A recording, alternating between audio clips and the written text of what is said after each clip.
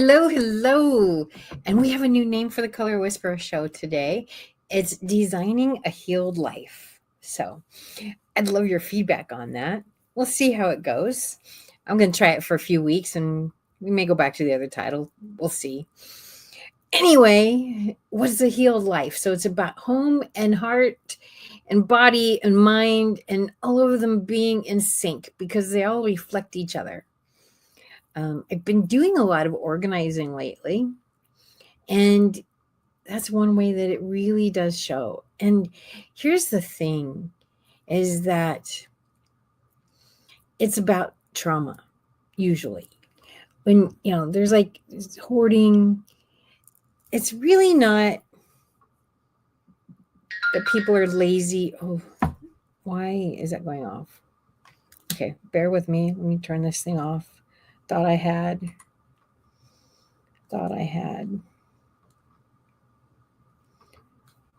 And it's off. Maybe not. Don't you love live? There we go. Now it won't be bothering us anymore. So the thing with clutter is it's emotionally heavy. And that's why it's helpful to get somebody else to come in and help you with it. Because for you, well, let me rephrase that. So for the person who comes in and helps, there's no attachment. It doesn't mean anything. It's just a piece of paper. It's just another catch-all. It's just another picture. They're able to look at it from a different perspective than when you look at it. So years ago, I had a client who was 84 and she downsized from a house that was like 5,000 square feet to about 2,000 square feet. And she had a big yard sale and estate sale and all the things you're supposed to do, right? But there's still way too much stuff in this house. And so the only way I could get to do design work was I had to help her go through the boxes because she's 84. She physically doesn't have the strength to do it. Emotionally, she didn't have the strength to do it. And kind of made it fun for her. So, like I'm going through things. I'm like, hey, Jackie, this is pretty cool. Tell me the story about this. And she'd start talking and I'd hold on to something. I'd find something else interesting. I'm like, Jackie, tell me the story about this. And I really did. And then I found a receipt for aspirin that was older than me. I'm like, Jackie, we don't need this no more. Now, to Jackie, that stupid receipt for aspirin that was older than me, the bottle's long gone. But that's a memory for her. Maybe she was having migraines at the time. Maybe her mother-in-law was over a lot and she was getting headaches. Actually, she liked her mother-in-law, so I know that wasn't the case. I'm kind of putting myself in there. But there was something going on in life that was giving her headaches. And just seeing that receipt triggers, that's when I was doing this. I never get headaches, but when I was getting ready to get divorced, oh my God, I had the most massive headaches ever. It was miserable. So if I were going through that, it was my paperwork, I'd look at that receipt for aspirin and go, oh, that was a really bad time in my life. That was a time when I really couldn't function because the headaches were so bad. And I didn't know why at the time. I mean, I do now, but at the time it was happening, I didn't know. And so, the year I had my miscarriage, I was so upset. I got a new bookkeeper in like October. And she comes at me and she says, we have to start all over at the beginning of the year. I'm like, you got to be kidding me. It's October. This is ridiculous. All right, fine. So we started all the way over at October. I'd had my miscarriage in February. And as we were going through the business, I was like, oh yeah, I remember when I bought that. That was right after. Oh yeah. Like the bills held so much emotion in them because I was filled with so much emotion, and it just like every single check, every single bill brought back this wave of emotion. By the time we were done, I was devastated. And it wasn't just one day, it was several days she had to take to do all this stuff. And anyway, long story short, she didn't last very long. But paperwork can hold emotions. And so I'm helping a client go through some stuff. And one client, she found some paperwork from a time she was really sick. And, she said, I said, do you want help going through it? She said, no, I can do this. I'm like, okay. And she did. I was really proud of her. But, it can even be like a favorite article of clothing. Oh, I bought this for a wedding. Oh, I bought this for the speech I gave. Oh, I bought this for a funeral. Maybe you had to give what's the right word? Soliloquy is what just came into my head, and that's not right. The eulogy. There we go. Maybe you had to give the eulogy. And it was somebody that, you really cared about.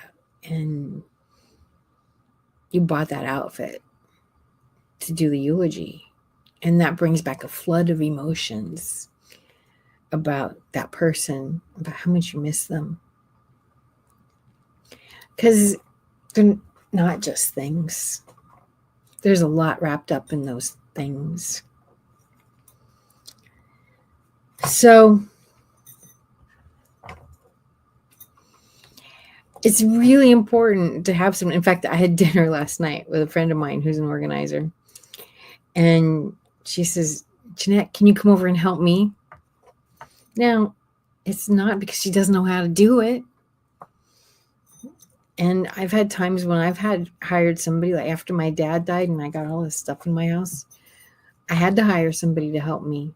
And it's not because I don't know how to do it. And it's not because I can't do it. I can. I do know how. But the emotional weight of all that stuff is way too much. This lady last night, she's like, Jeanette, I know how to do this, but I need different eyes. They were melding 3 houses. She had 2 houses and her boyfriend had a house, and they were melding them all in one house, and they got too much stuff. And she's like, I don't know what to keep and what not to keep. She's got some favorite furniture. He's got some favorite furniture. They don't really go together. But what do you do? How do you decide what stays, what goes? And for her, she sees her grandmother around the table. She feels a connection to that.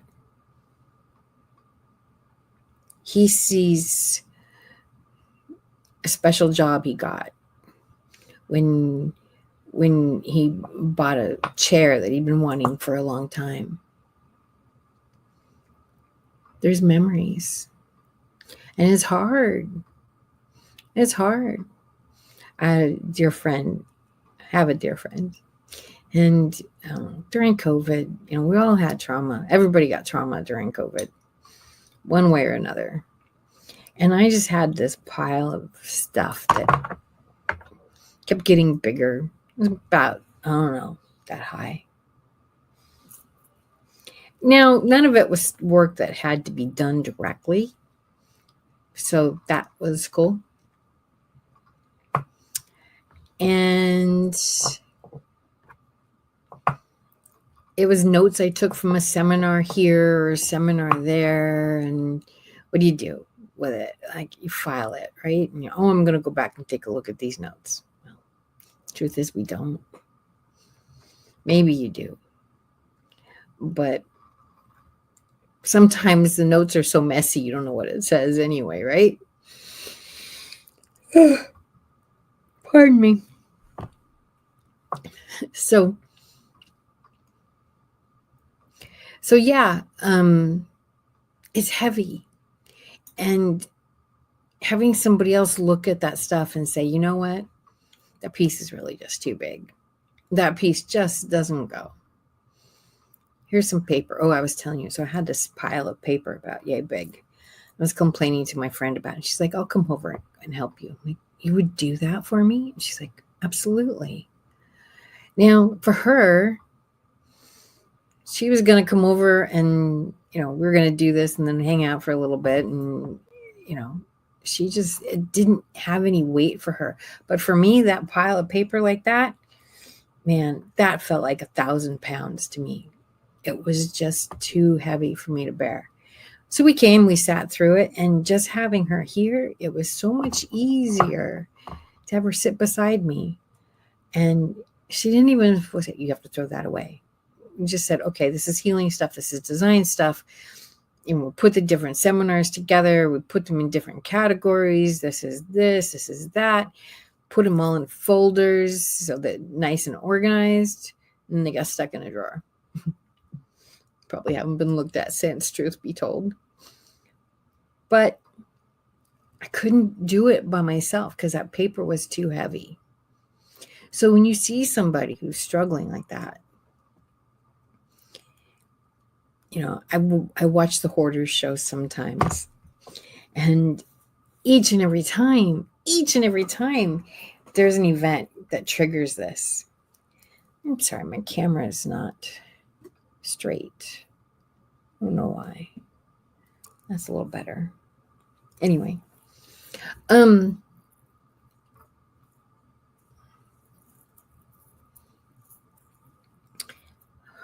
talking about hoarding. See, when you go off on tangents, I don't always have everything all written out. So anyway, so when you're going through all this stuff, I was watching the Hoarders programs, and each and every time they lost their husband, they lost a parent, they lost a child. Something big, traumatic in their life happened that they felt they needed to hold on to stuff. And then it gets to be so big that they can't let it go. And when you start holding on to trash, that's another story. And there's an element there of neglect, I think.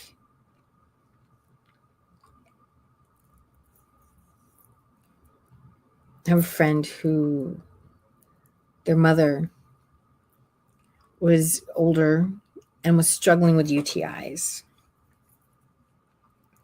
And she got really bad, and he went up to visit her. And she chose to move far away, so that was her choice. But it made it difficult for him to go check on her. And she really kind of didn't want that. That wasn't who she was. She didn't want to be checked on. She just, I can do it by myself. But as she got really sick, he went up there and he walked in her house, and it was just beyond terrible. It was beyond terrible. And she had a boyfriend that would come over every so they were, I don't know what they were. They had a weird relationship. But anyway, guy came over and visited on a somewhat regular basis, and he was a janitor, for crying out loud. And there was trash, a lot of trash. It was ugly. And I'm thinking to myself, why did he let it get that bad? She was sick. She didn't care. She had depression. She had a UTI. If you've ever had a really bad UTI, you really don't care about anything. You don't. It's part of the depression. It packs on.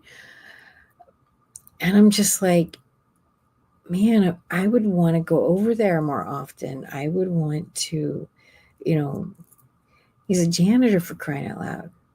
I'd bring some of my guys over and say, here, fix this. So there is an element of neglect. Some of these kids, they're like, oh, we had no idea it was this bad. How come you didn't visit your mom? And that's part of their problem. You know, if she had lived closer to this guy, he would have gone over there, and it wouldn't have gotten so bad, or he would have paid for somebody to go in there and clean. He did end up paying for somebody to go in there and clean. But we got to look at our people going through depression, going through these these it's not just, oh, I can't throw anything away. There's so much more to look at. It's health issues, it's depression issues, it's grief, that they're paralyzed and they don't know how to get out of it. You know, some of these people, it's like you see them on Hoarders and it's like, oh my God, they can't even walk in their house. How do you do that? You know? And you know, it's like, for me, technically I'm obese. According to the medical industry, I'm obese. Not by much, but I am. Now, for me personally, this is my max where I'm at. Like I'm like, okay, it's time to go. I hit a certain weight and it's like, okay, I can't deal with the fact that I weigh this much. And then I'll start working out more and working on losing it. And we had a dear friend of the family, and he loved his food. Oh, how much he loved his food. And he was a great cook. But he got to a point where he couldn't bend over and put his shoes on. He had to wear slip-on shoes because he couldn't bend over and tie them. And I'm just like, there's a point break. We all have our point break.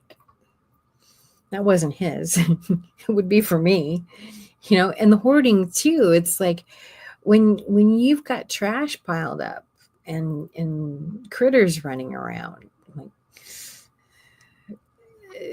that's a point break. So, but at that point too, you can't, like, there's so much stuff there. It's like, how do you eat an elephant? And it takes everything in them to throw away that one cup. That takes all of their energy, and they didn't even make a dent. So having somebody go in and help them is necessary because they really physically, emotionally can't do it. So I've been doing a lot of this level of work. There's no rats, there's no trash in these homes that I'm working on, but there's too much stuff. And there's a lot of reasons there's too much stuff. And they really are struggling. And one of them even said to me recently, she's like, I know this is hurting my health. I know this is affecting how I'm thinking. I'm not thinking straight. And I know it's because my house is a mess.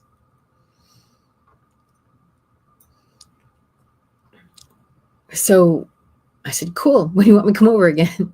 Oh, no. I can do this by myself. But you can't. So, and another client, we're doing this. And I found somebody gave her an free organizing, 4 hours, free organizing. And I said, why didn't you use this? She said, oh, 4 hours is just a dent in what has to happen here. It's not going to be enough. And I'm afraid for them to see my house. And I said, well, yeah, but it's something, you know. And she said, Jeanette, I'd much rather work with you because you don't judge.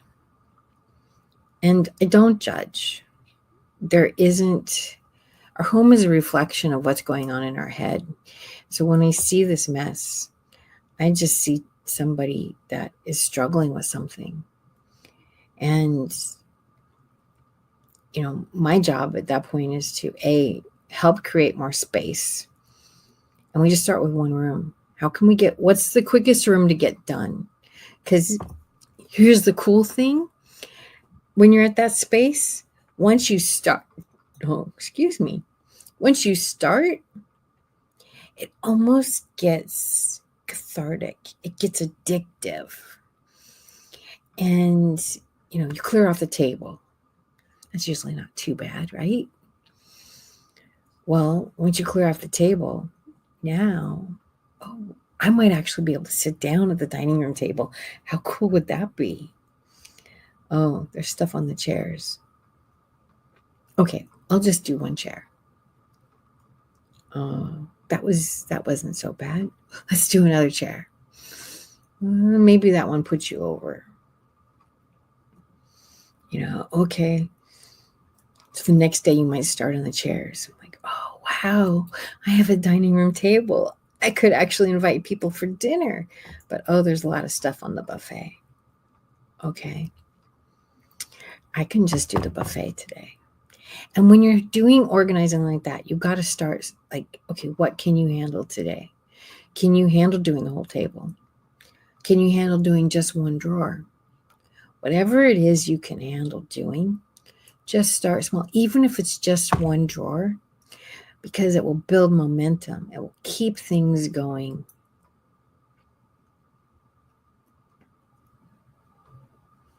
And the next drawer gets easier. And the drawer after that gets easier. And next thing you know, you're on the second room. But it does affect your thinking. How many times you've heard somebody, oh, my house is such a mess, I can't think straight. It makes it harder to make decisions.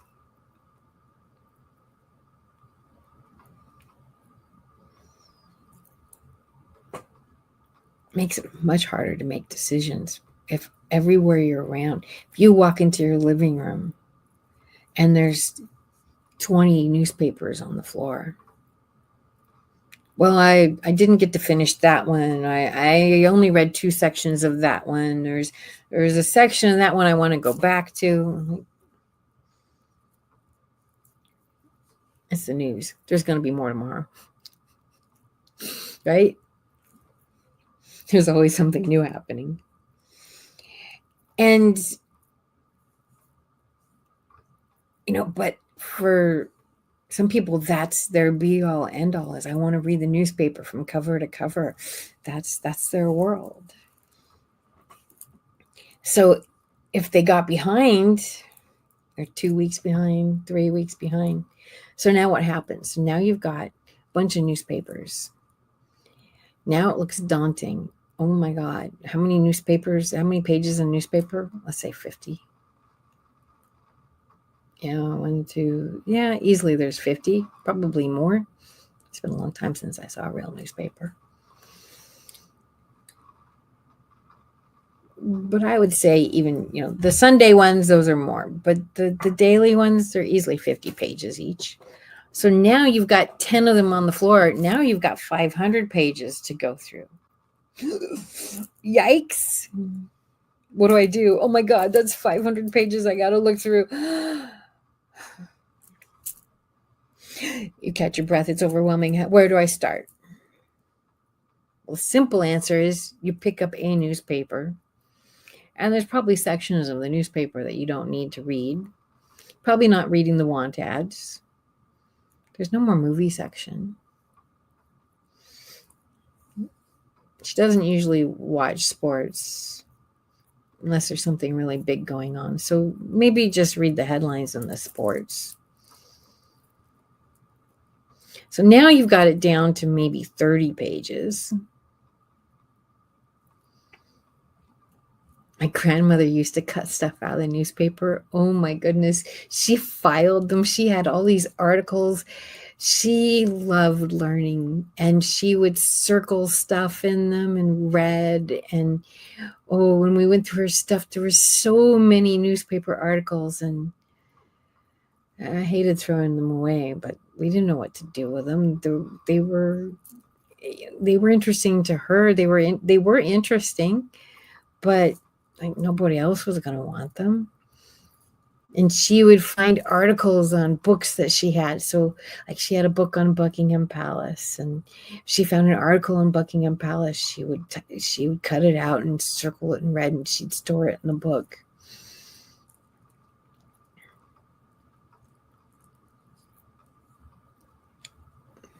So, maybe you've got magazines on the table. I get so many magazines for my work. Oh my goodness. I stopped paying for them. Like, I don't have time to read them.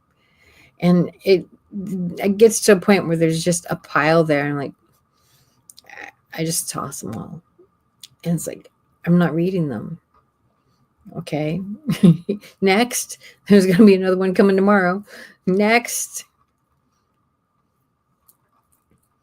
So, but that ability to let go, that ability to make that decision of, okay, this mess is overwhelming me, versus, oh my God, I got to read this newspaper. It's 3 weeks old. It doesn't matter anymore. The main headlines are old news. Any sports info is old news.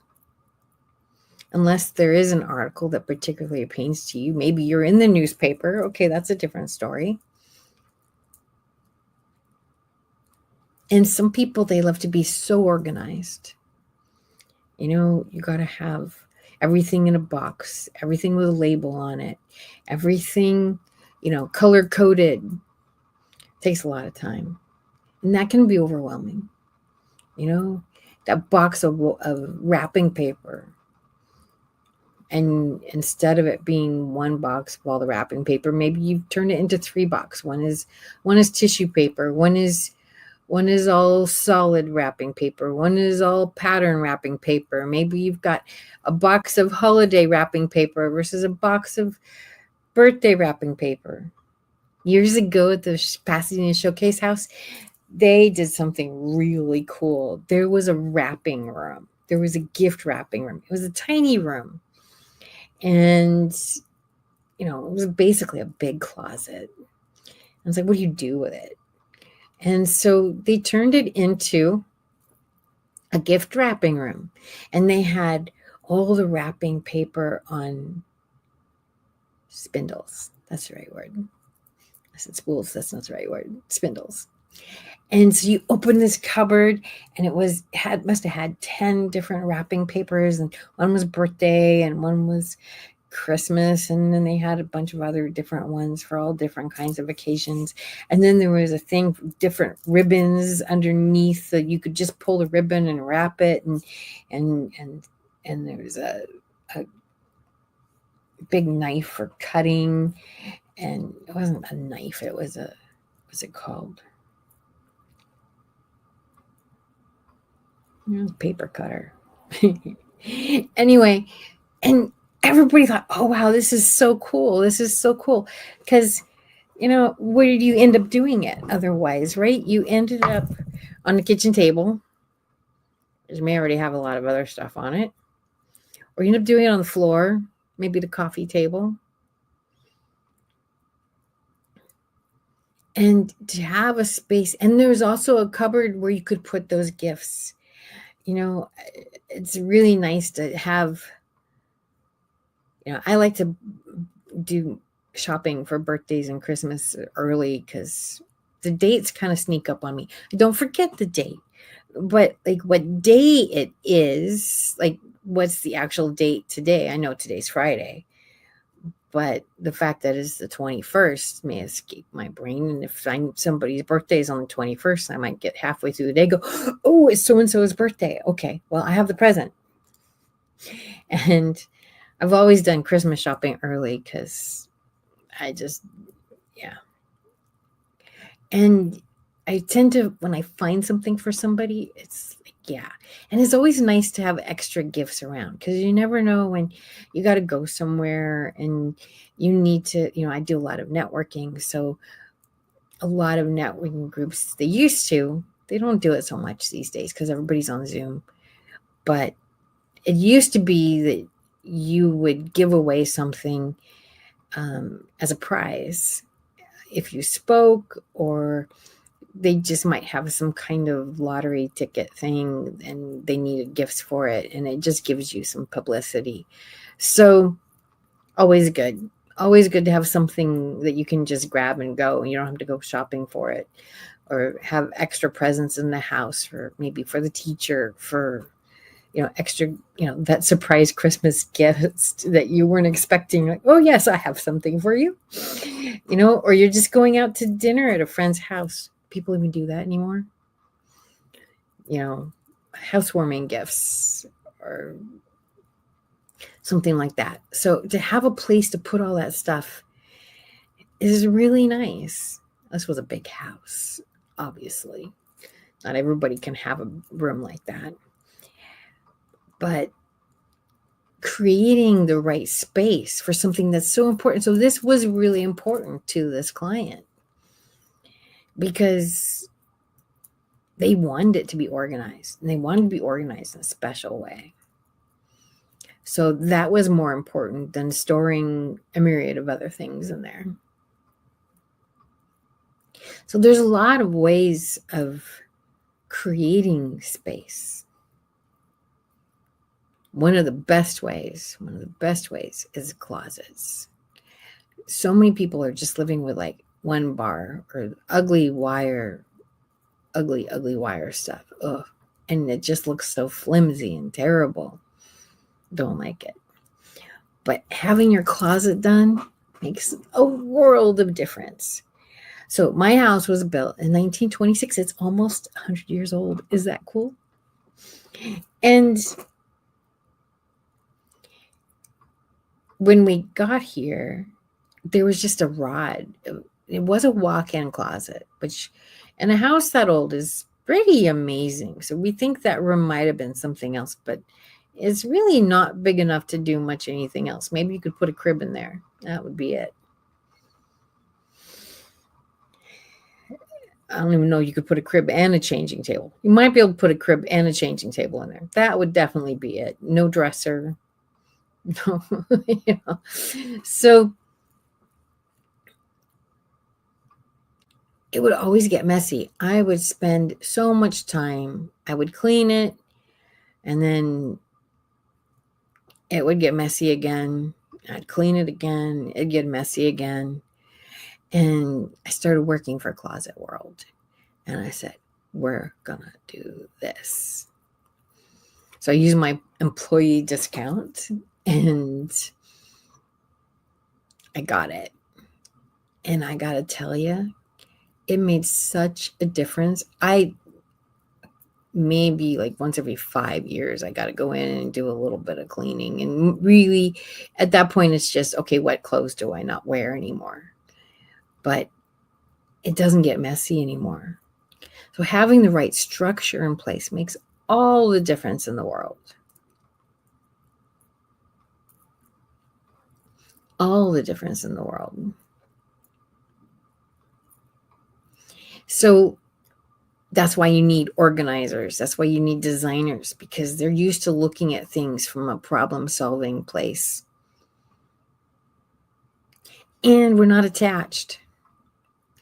You got a picture on the wall, and we're like, you know what? It really sucks. I'm sorry. It doesn't go in here. What does go in here? Okay, let's see. What does go in here?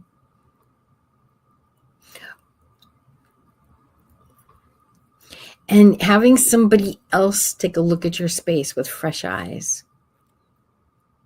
They're not attached. And then you say, hey, you really haven't touched this in 20 years. Do you really need it? Is the memory that good? Wedding dresses are a big one. I cleaned out a house one time. They were getting ready to sell the house. And my job was to empty everything, get it painted, get it new carpeted, all that fun stuff. And I had to throw away. I didn't know. I never met these people. I knew their names, and I got to know them by going through their house. And there's a lot you can get to know somebody by going through their house. And I found her wedding dress, and I picked it up. It was satin, And the threads just fell apart. It was a beautiful dress, beautiful 1940s style dress. And it broke my heart. I had to throw it away. I didn't even know this lady, but throwing it away broke my heart. I was like, how can I do this? But the fabric was just gone. And there's a lot of places you can do things you can do with your wedding dress these days. I don't think that people are wearing their mother's wedding dresses so much these days. I don't know anybody that did. That was a long time ago. But you can, just a second, Mark, you can donate them to there's an organization that will take it and turn it into christening gowns for babies that don't make it. And you can donate them to thrift stores. I have a friend who just got married last year, and she got her dress in a thrift store, and it was the perfect dress. She wouldn't have been able to afford the dress otherwise. Hey, Mark.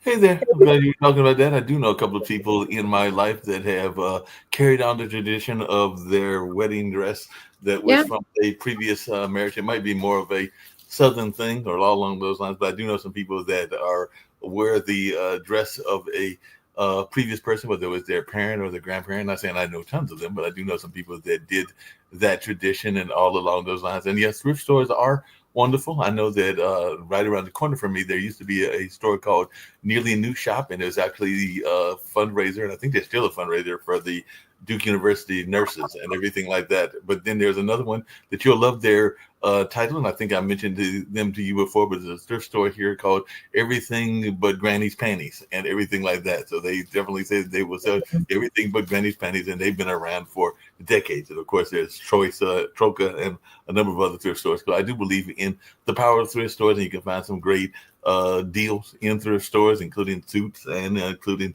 other things. So I'm a big fan of the thrift lifestyle and everything like that. So yeah, I can definitely agree, and I do know some people in that space. And I did have a question for you based on design and health and everything like that, because I did see in your back, and we actually had one repaired, and it turned out that we thought that we had the right bulbs because it is a historical building where I sometimes work at, the Hayti Heritage Center and everything like that.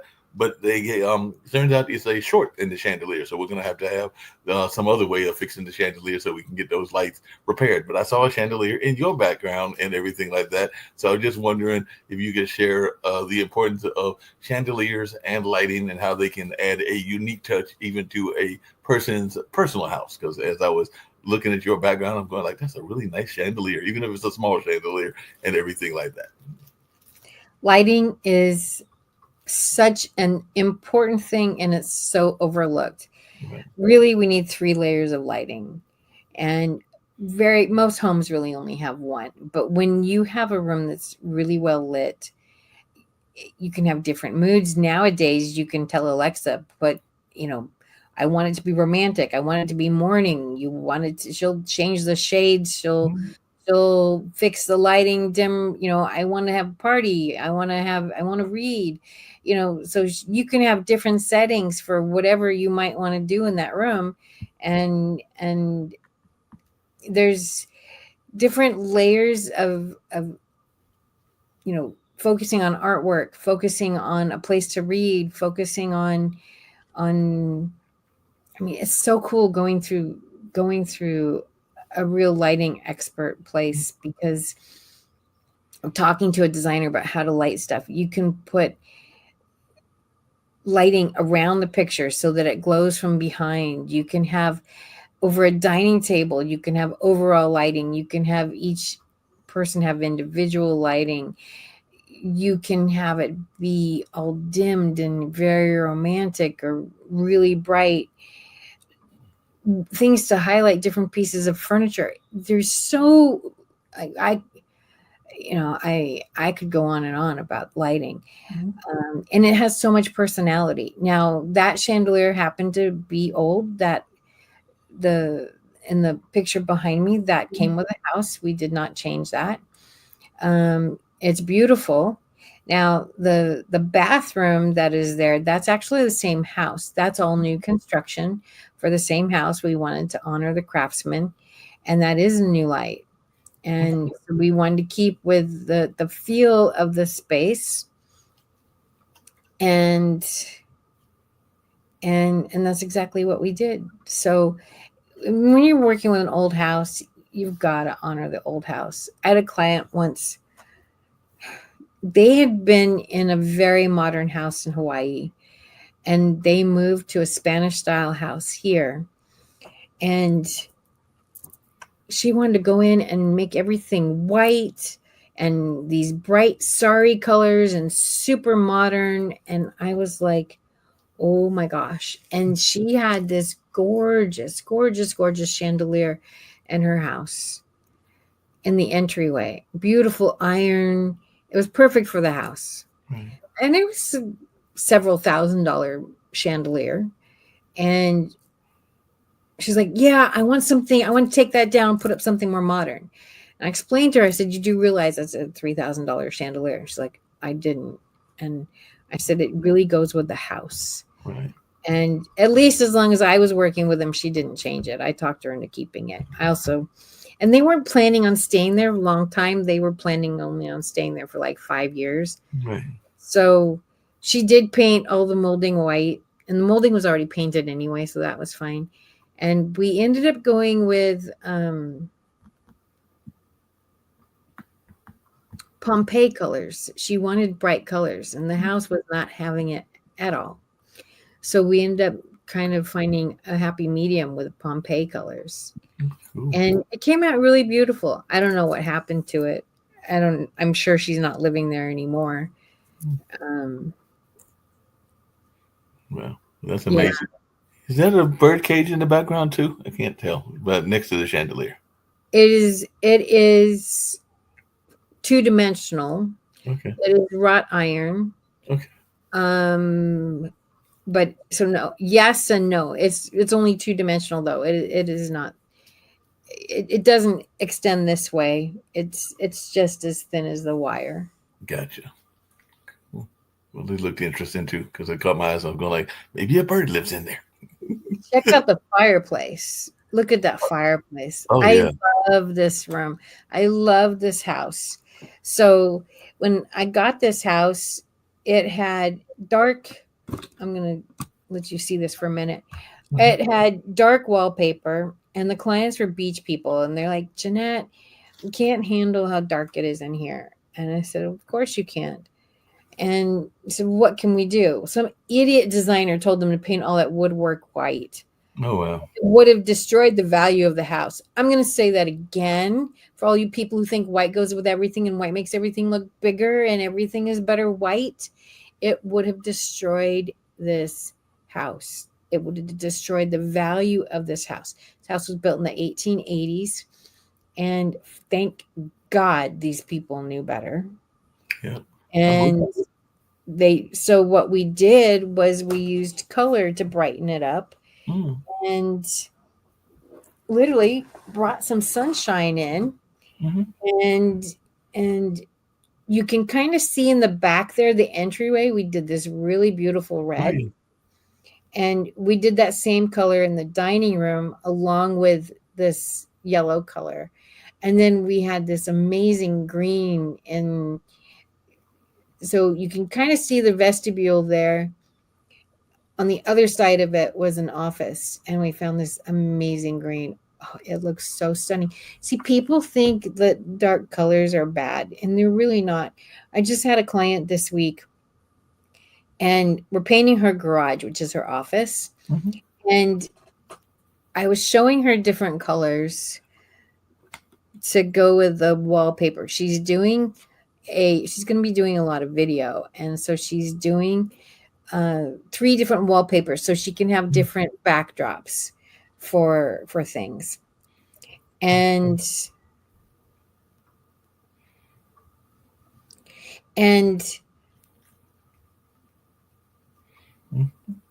just sorry. That's okay. Yes. Yeah. So we were talking about the different backdrops. Oh, right. Paint. Okay, so she picked out this color, and I'm like, Yeah. I'm gonna get the color I wanted. I showed her the color I wanted to paint it, and she's like, "No, she picked a different color." And I said, "Well, I'll get the color she wants, but I'm gonna get the color I want too." Yeah. And I've worked with her for a long time, and we've done a lot of work together. So I got the color she wanted, and then I got the color I wanted. Right. I put them both on the wall, and she's like, "Oh my God, Jeanette, the color that you picked out is so beautiful. It makes me so happy." And the color that she picked out really just looked wimpy on the walls. It really didn't do anything. Mhm. And so people are afraid of color, but when you do color right, it makes such a difference. So this color is very happy orange color. And I tell you, when I walked in there, when the painter was done, it was so beautiful. It was so beautiful and made all the difference in the world. And that's the same thing here. This paint color made all the difference in the world. Well, that makes sense. I'm curious to see what my cousin's gonna do. I think it'll be next year, but he's buying, and I think he's already bought the family house. It was my grandmother's house and granddad's house. So they had the house in rural North Carolina, and I remember it had a fireplace. I had another cousin that lived in that house for a number of years, but they traveled around on the powwow circuit and everything like that. So they didn't really do a lot of upkeep. I mean, I think they have kids, and the kids weren't doing a lot of upkeep. But I know Jonathan. Jonathan is a former GBI officer, because I think he's retired now and everything like that, Georgia Bureau of Investigations.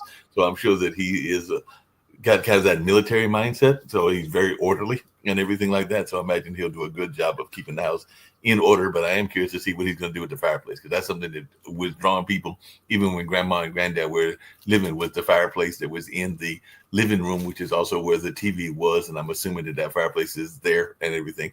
Now, there was the not to get overly religious, there was the scary picture of Jesus that sometimes scared people, because it was one of those ones that it looks like he's Was it overlooking. velvet?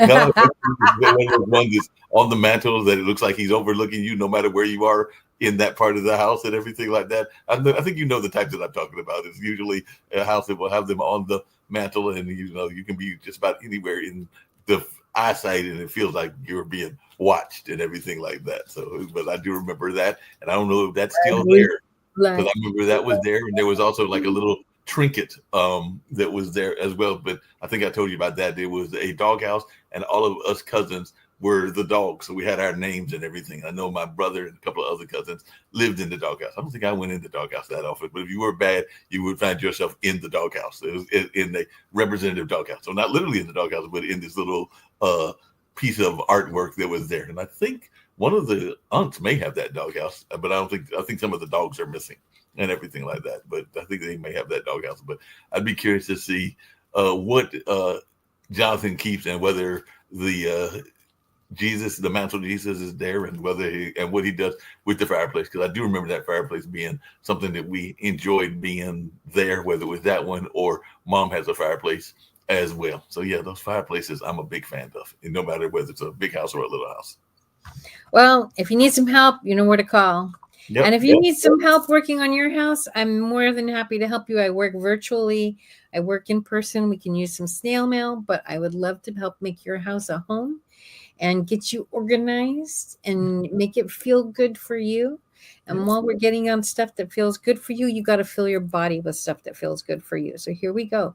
Let's get some Kendu Spice. We'll get some Kendu Spice. And by the way, before we get to the Kendu Spice, as you can see on the website, thecolorwhisperer.com, if I remember correctly, and all along those lines. But do you see the telephone number there? If you're interested, definitely give Jeanette a call. She's a lovely lady, and she does a great job with helping people with their house and their interiors, and even just being spiritually connected and everything like that. I do think that she's an amazing lady. So give a call at 626-485-6354. You see the number right there on the website and all along those lines. So it doesn't matter. You can even be, because we have people that join our show from Bangladesh. We have people that join our show from Australia. So you don't have to be in California where Jeanette is, or in North Carolina where I am. You can be anywhere in the world, and Jeanette will help you get your house together. And on that note, we'll go to Kendu Spice. But I did want to give you that little bit of a commercial plug. So appreciate that. Get in touch with Jeanette.